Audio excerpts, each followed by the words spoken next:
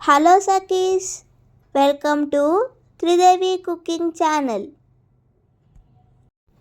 గ్రీష్మాన్ని మధురంగా చేసేదే వేసవి తీపి మంత్రం మామిడి పండు సగ్గుబియ్యం పాయసం. ఒక ప్యాన్లో కొద్దిగా నీళ్లను వేసుకోవాలి. నీళ్లు బాగా మరిగాక అందులో 1 గంట సేపు నానబెట్టుకున్న సగ్గుబియ్యాన్ని వేసుకోవాలి.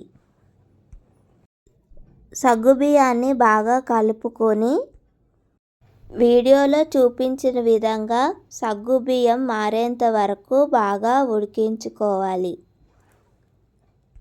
ఇప్పుడు బాగా పండిన మామిడి పండును తీసుకోవాలి.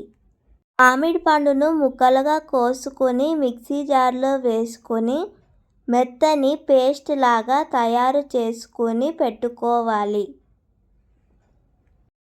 ప్యాన్లో మనము తయారు చేసి పెట్టుకున్న మామిడి పండు ప్యూరీని వేసుకోవాలి. మామిడి పండు ప్యూరీని బాగా కలుపుకోవాలి. కొద్దిగా నీళ్లను వేసుకుంటూ మామిడి పండు ప్యూరీని పల్చగా చేసుకోవాలి.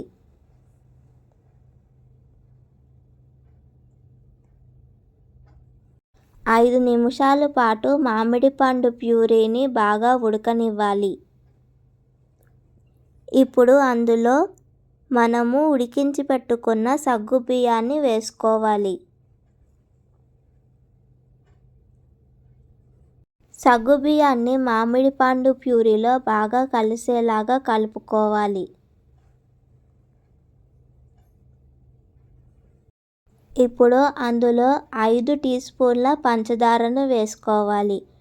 మీరు తీపి ఎక్కువ తినే వాళ్ళైతే ఇంకొంచెం ఎక్కువ వేసుకోండి. పంచదారను బాగా కలిసేలాగా కలుపుకోవాలి. పంచదారను బాగా కరిగే వరకు కలుపుకోవాలి.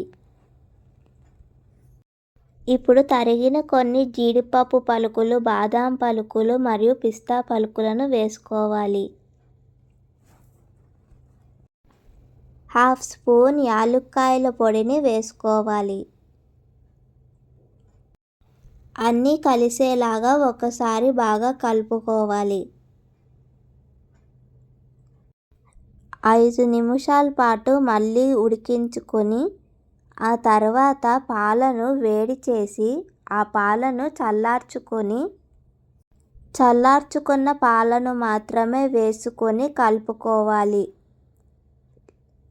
లేదంటే పాలు విరిగిపోయే అవకాశం ఉంది. పాలను తప్పకుండా చల్లార్చుకునే వేసుకోండి. పాలు మామిడి పండు ప్యూరీలో బాగా కలిసే వరకు కలుపుకోవాలి.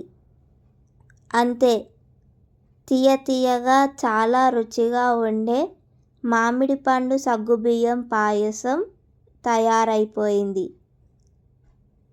తయారైన మామిడి పండు సగ్గుబియ్యం పాయసాన్ని గ్లాసులలోకి వేసుకొని ఫ్రిడ్జ్లో పెట్టుకొని చల్లగా తాగండి. చాలా బాగుంటుంది.